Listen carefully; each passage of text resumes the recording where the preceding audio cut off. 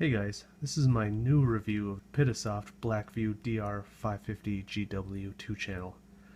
I had a previous review up, but I was just not satisfied with the quality of the video and the review. This one will be much more to the point to help you decide if this dash camera is for you or not. Since I installed this camera into my car already months ago, I'll not be able to show you all of the items included on my tabletop, as the cables and mounts are already in my car, but I can show you them as they are currently installed in my car. First, I want to show you guys the actual camera units. My camera, as I have mentioned before, has been spray painted matte black to make it more discreet, but normally it would actually have a chrome rim around the lens.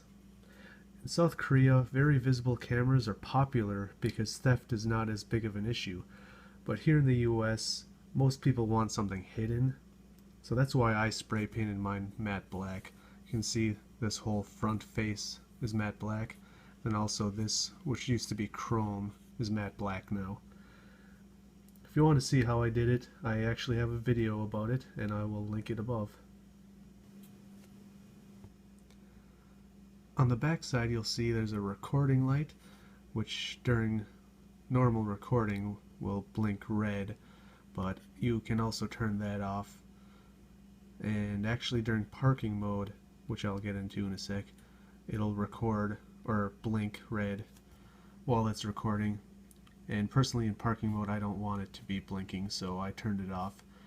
The GPS light is actually always on during normal recording, but in parking mode it'll actually turn off, and that way, you know, if someone happens to break into your car, it'll be less likely that they'll see it, since there won't be any lights on at all if you turn off the recording and the security light. So the camera goes into the mount just like this. The mount sticks with a 3M adhesive pad. It'll tilt up or down, but not left or right, so you got to make sure you mount it right in the center. This is the AV cable that connects the rear camera to the front camera. You can sort of see that mine was actually bent a little bit, but it works just fine, so I don't bother getting a new one. And this is the power cord right here. That speaker is actually for giving audio alerts. It'll give you different alerts from going between parking or normal recording, or when it even turns on. So I'll quick give you an example of what that sounds like.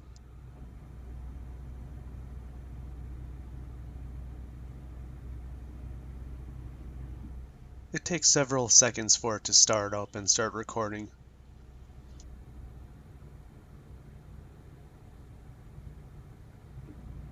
Blackvue for your safe driving. Starting normal recording. Right on the front here is actually where a white security light would blink. I didn't paint that part. As you can see, I sort of did a shoddy job, but I'm probably going to spray paint over that. It acts as a security light, so while in parking mode it can blink to alert people that you have a security system in your car. But personally I turn it off because it'll draw attention to the camera, and people may realize it's a dash camera, not an actual car security system, which may just invite them to break in and steal it. The settings can be customized on the PC or Mac software, or also the iOS and Android app, which I will show later in the video. I would assume in Korea it alerts people to the fact that they have a dash camera, but again, since theft isn't as big of an issue in Korea, you know, that's something they like in that market. But here in the US, like I said, I don't think it's a good thing. It'll draw attention to it. Here on the right side, this clear, or the shiny part, is actually a touch resistive button that toggles the audio recording. I don't really like it because I've accidentally hit it on accident a few times, and then you actually have to wait probably 5 seconds before you can toggle it again. Audio recording disabled.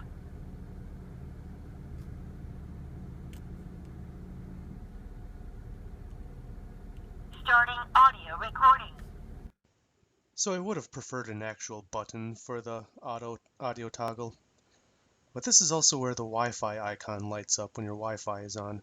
You can have it set to either turn on always automatically, or you can have it set so it doesn't turn on when the camera starts up.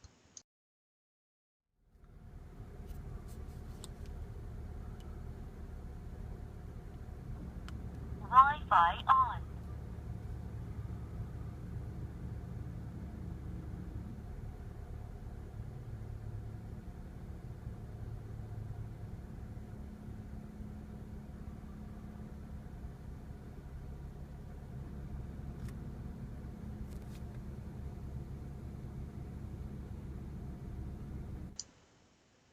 The GPS will let you record your location and your speed, but more importantly to me, it allows your car to know when to go into parking mode.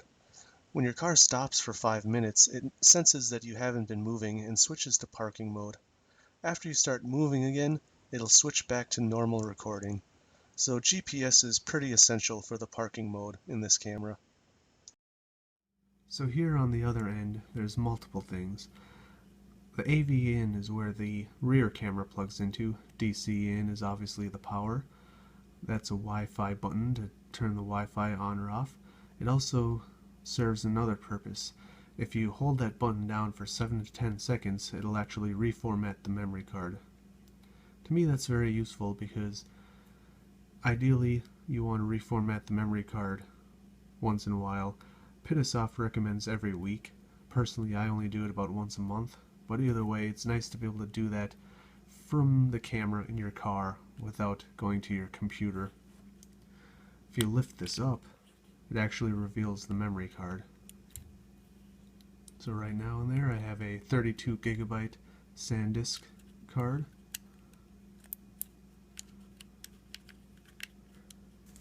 This is the smaller rear camera.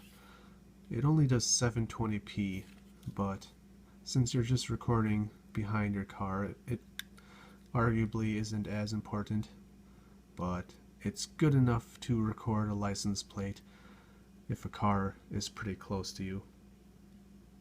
My only issue with it is there is a security light right there, and you can't turn it off at all.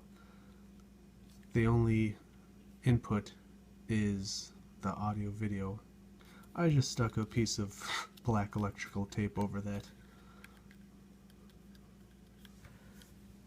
So I purchased this camera with a 16 gigabyte memory card plus the PowerMagic Pro hardwiring kit for $345 on Amazon.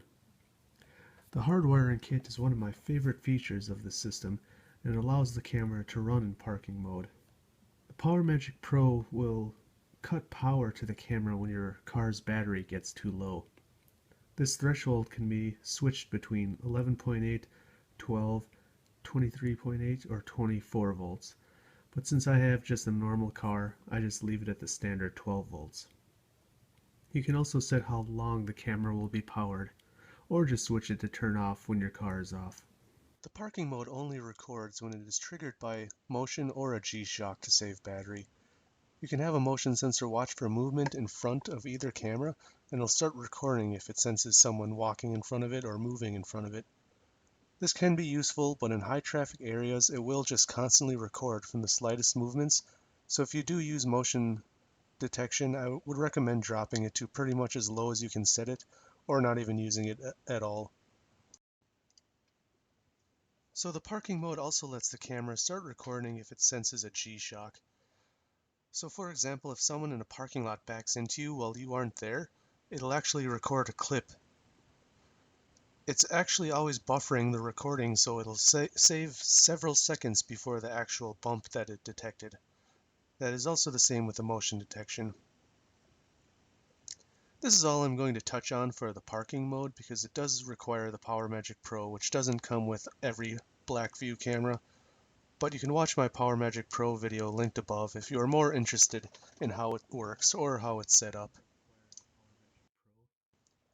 So the G sensor works while you're driving around in normal recording also. Basically all it does though is tag a clip as an event. The event clips will actually still be erased eventually, just like any of your normal recorded clips.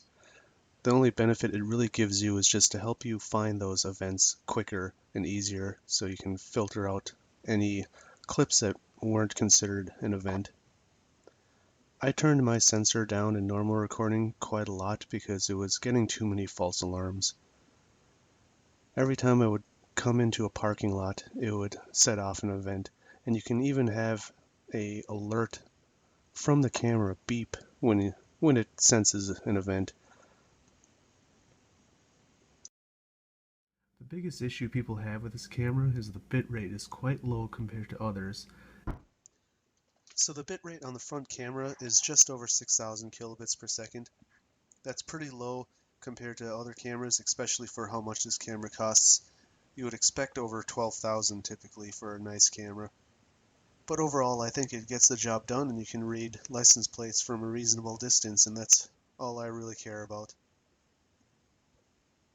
Everything else about the video quality to me is good enough. At night, it also looks pretty good and does reasonably well.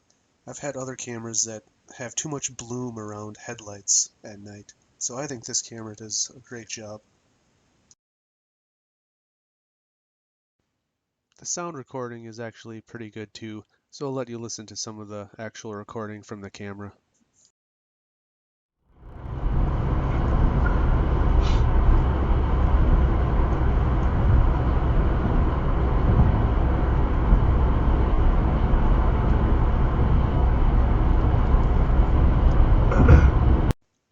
The rear camera only has just over 2,000 kilobits per second, so it's even lower than the front. But as you can see here, if you just need a camera to see what's going on behind you, it does the job. The biggest issue is you won't be able to read license plates unless they're directly behind you.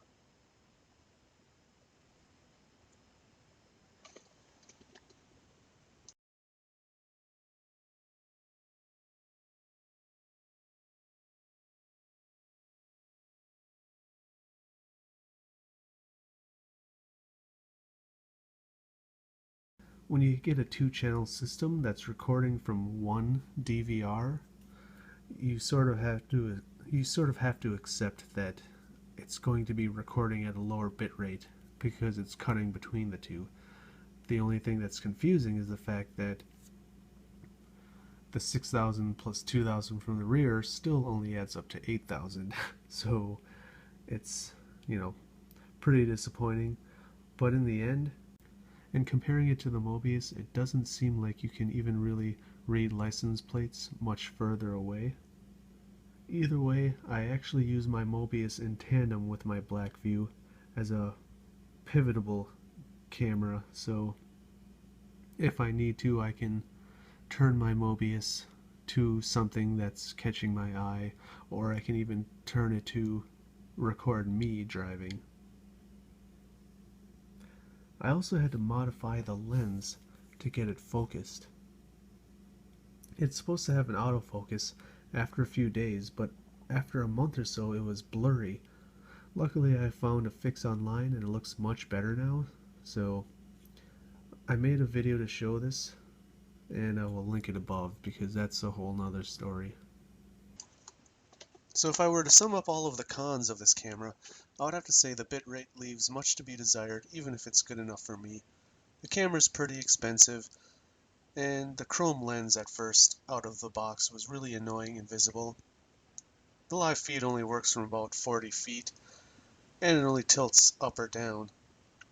The customer support when I had an issue with my first camera wasn't that great, and the quality control seems to be an issue.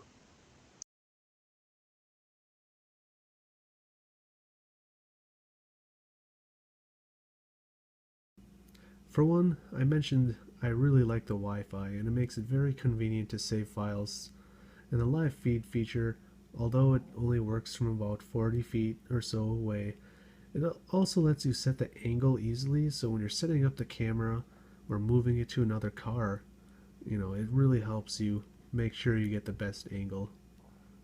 So even though the chrome was originally annoying to me, I do love the form factor. So it's very compact, and with the mount it's not very noticeable. I think a lot of other cameras can be, quite frankly, ugly with their obtrusive mounts, and out of the box, I think this camera is great. The parking mode is something that can come in very handy. One camera I had has a parking mode, but you have to manually switch it to that mode. I prefer something that is set and forget. I don't want to have to manually switch to parking mode, and with the PowerMagic Pro, the Blackvue does this just like I want it to. So even though I mentioned the G sensor and motion sensor are very sensitive, you can always turn them much lower, and these are definitely features a high-end camera should have. They also work well and are able to record several seconds before the triggered event. Some cameras will record from a G-Shock or motion sensor, but the issue with a lot of cheaper cameras is they don't record until after the fact. So you want to look for a camera that is buffering the recording and will actually be able to record at 10 seconds before the event. Some of the other typical pros of this camera include the very nice thin audio-video cable. It makes it very easy to wire around your car. A few other cameras have rear cameras, but the cords that come with them are really thick. The fact that this camera uses a capacitor instead of a battery also means it will be able to operate in hot temperature. For now on, I'm only going to use dash cameras that have capacitors. The user support is also very great and fills in a lack of support from Pittasoft. One user even made a custom bracket for a polarizing filter. So I'm not going to go into too much detail about this, but you can order this online, and there's a little magnetic bracket that came with something else, but he designed it to just fit around the camera, and then with this mag filter,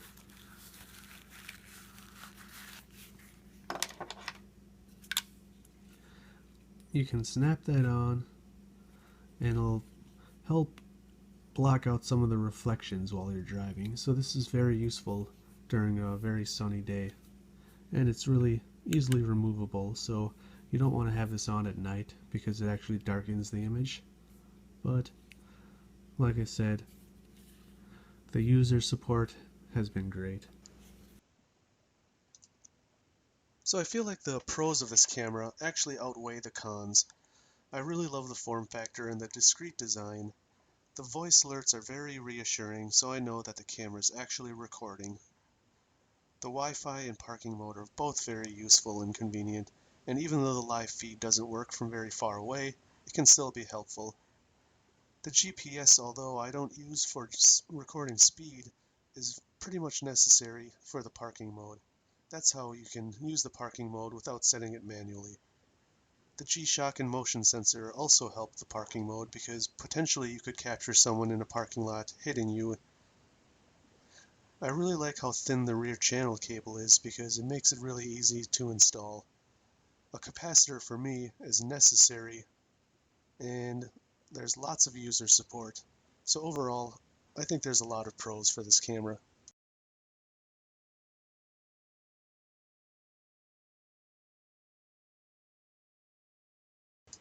Another great pro about this camera is it comes with software for either PC or Mac. I'm not going to actually show the video clips because it keeps crashing my capturing software. Down on the bottom left, you can actually filter your files by date or the timeline on the bottom. This lets you really quickly find your files if you know about what time it was. On the right side, there's a column that will list all your files, and you can filter them with front, rear, normal, event, or parking mode recordings. There's also a map icon to show you where you were during that video segment, and it'll actually show you your location in real time. There is a coordinate box right there and the speed, and then also your GPS, or not GPS, your G sensor movements. So there's a setup icon right here that'll let you change your settings. I'm just going to go ahead and show that on the app though, because it's the same. This lets you capture images such as a license plate, And then the camera icon will actually let you output video files if you want to splice clips together or do picture-in-picture. This icon will actually open a second bigger window for your GPS, and then just a quick refresh button. Down on the bottom left, there's just typical video controls. It'll let you flip your image around. The picture-in-picture can be put in each corner, and also a full screen mode. So I'm in my car right now, and I'm going to show how this iOS or Android app works. It'll vary on what it looks like depending on which version of the app you get, but overall, they all do the same thing for the most part. So once you're connected to its Wi-Fi, you can connect to the camera.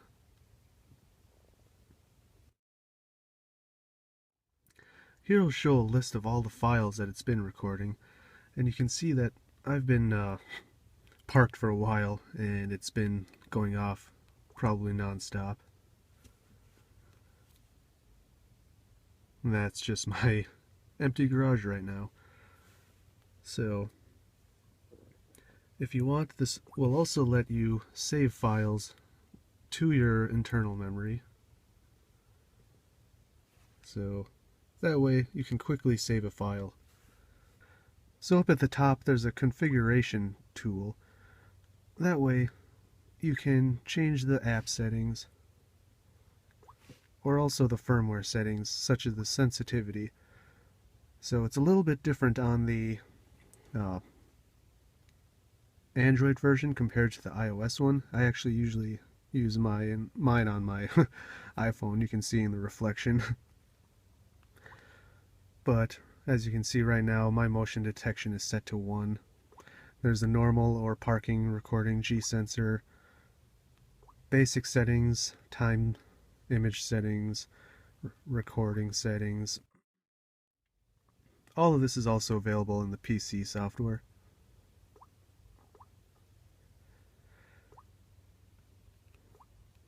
And then typically you have to actually record or reset the camera before it'll save it.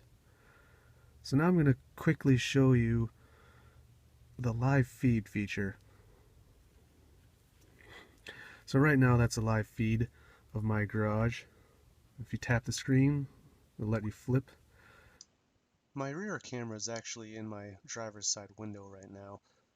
This is because I'm going to do a 4-channel setup in the future pretty soon.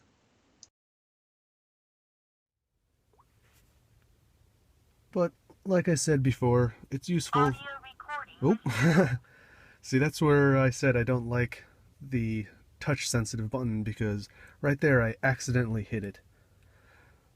But this just lets you set your angle nicely. I have a really steep windshield, so you see a lot of my dashboard, but I keep it right about there. Parking mode disabled. And since I just moved it a bunch, it sensed that it was moving and went into normal recording actually. Starting audio recording. And there I just hit the button again. Here's a quick example of the CPL. As I turn it, you see a lot of reflection there. But ideally, it'll look like that. They're not perfect though, because as you're driving around, the light will be bouncing off in different directions, but it does a good job of getting rid of some of the reflection. Overall, I think this camera is great for what it achieves. The biggest drawback to me is just the low bit rate, but for me it's good enough and serves its purpose. There's a new model that replaces this one, the DR550GW, and I will actually be receiving it this week, but it costs quite a bit more. It costs me more, plus it doesn't come with the PowerMagic Pro. It also supposedly only has about a 30% increase in bitrate, but either way, I have big plans for these cameras, which I will get into in future videos. I recommend this camera if you are okay with a lower bitrate, but really want a 2-channel system with a very easy to use parking mode if you have the PowerMagic Pro to hardwire it. If you have any questions, please comment below. Please remember to subscribe if you enjoy my videos, and thanks for watching.